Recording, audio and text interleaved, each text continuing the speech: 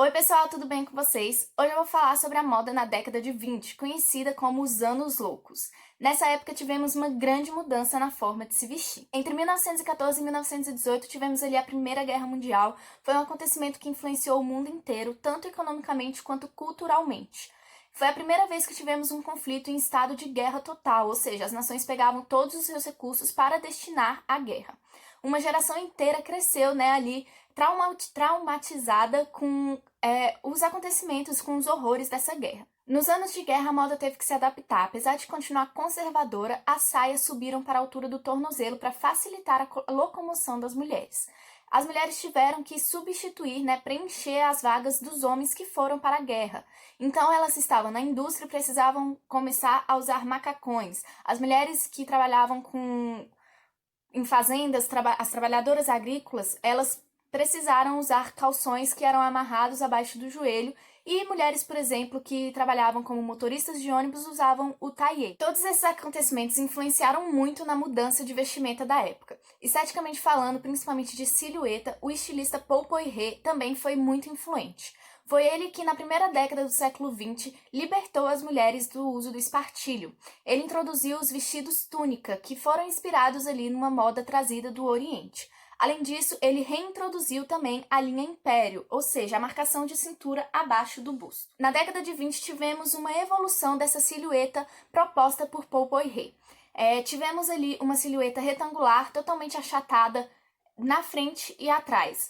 Se tinha uma redução dos bustos, era muito comum, inclusive, o busto totalmente reto. Era comum o uso de bandôs, para se ter uma diminuição de bustos.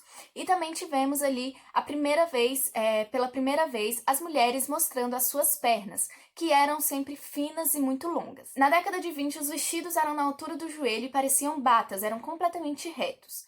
Se tinha, o uso de tecidos mais finos, e as cores geralmente se tratavam de cores claras, como o bege, o creme e o branco, mas também se teve uma inovação na indústria têxtil, trazendo aí os tecidos brilhosos e metálicos, que foi uma febre naquela época. Os sapatos eram no modelo Mary Jane, com saltos cubanos e bico fino. O ombro, a maioria das vezes na época, era usado nu. Geralmente os vestidos tinham decote em V e eram sem mangas ou com mangas curtas.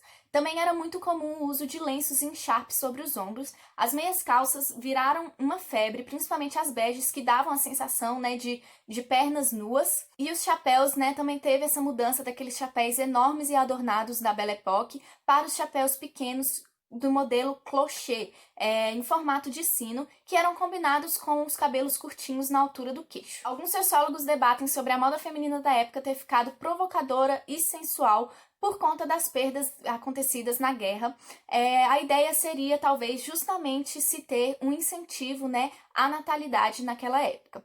Mas há uma grande dualidade, entre a mulher sedutora, empoderada e independente, com a menina frágil, a menina mulher, frágil e com ar infantil mesmo. As roupas largas pareciam muitas vezes terem sido roubadas, do guarda-roupa das mães. O conforto se sobrepõe pela primeira vez e vemos inclusive um ar andrógeno na moda feminina, ou seja, sem sexualidade definida. É como se as mulheres quisessem se parecer mais com os homens. Alguns sociólogos dizem que isso é por conta das mulheres estarem conquistando seus direitos naquela época, como por exemplo o direito ao voto.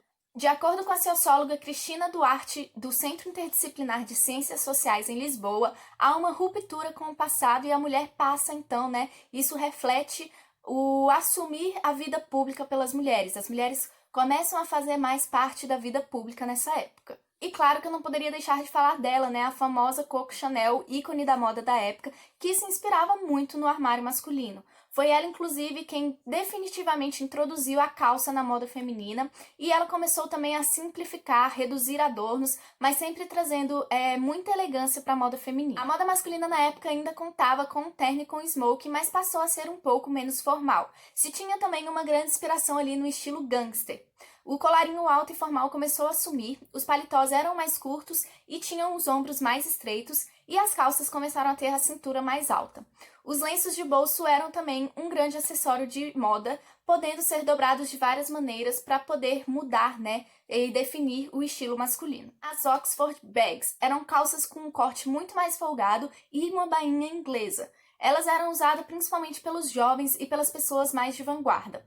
Esse nome surgiu porque ela era muito popular entre os estudantes da faculdade de Oxford, na Inglaterra. A moda esportiva e mais casual também continuou muito firme. Se tinha muito uso de pullovers, calças com amarrações no joelho e boinas. Os anos 20 trouxeram então muita mudança na moda e no mundo. Conseguimos ver pela moda da época, pelas roupas que as pessoas usavam, a euforia e prosperidade pós-guerra. Eu espero que vocês tenham gostado do vídeo. Comentem aqui embaixo se vocês gostam da estética dessa época e até o próximo vídeo. Tchau, tchau!